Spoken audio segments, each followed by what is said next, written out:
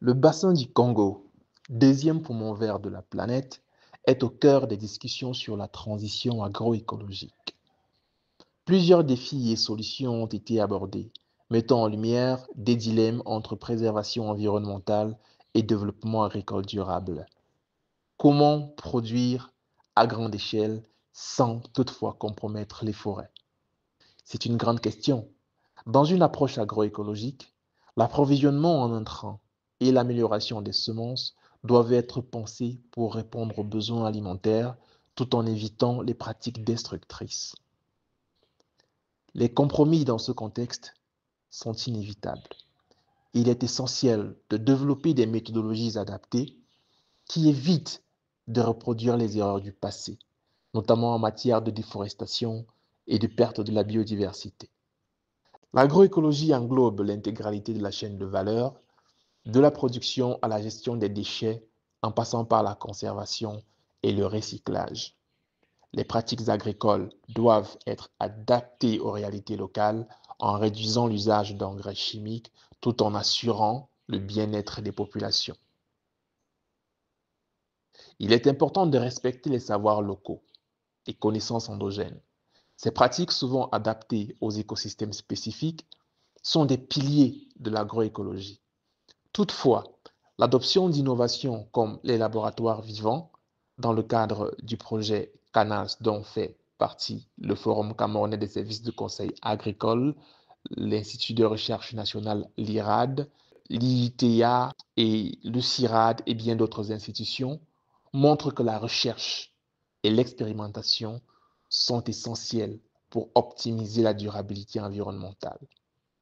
Un exemple notable est l'expérimentation menée dans la région de Ntui, où savane et forêt coexistent. Les résultats attendus d'ici 2027 pourraient éclairer les futures stratégies agroécologiques dans les zones écologiquement contrastées. L'adoption de l'agroécologie ne peut ignorer les acteurs industriels. Ces derniers possèdent un poids considérable et des intérêts souvent opposés aux pratiques durables. Des compromis sont donc nécessaires pour maintenir la paix sociale et éviter des blocages massifs. Le principe de subsidiarité a également été mis en avant.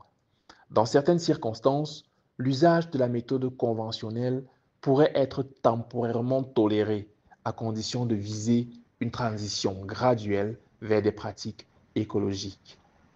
L'agroécologie peut être économiquement viable si les marchés spécifiques, comme le cacao agroécologique, sont développés. Ces produits peuvent se vendre jusqu'à 3 fois plus cher, ce qui en fait une opportunité intéressante pour les producteurs locaux. De plus, la technologie pourrait réduire la pénibilité des pratiques agroécologiques, rendant ces systèmes plus efficaces et accessibles.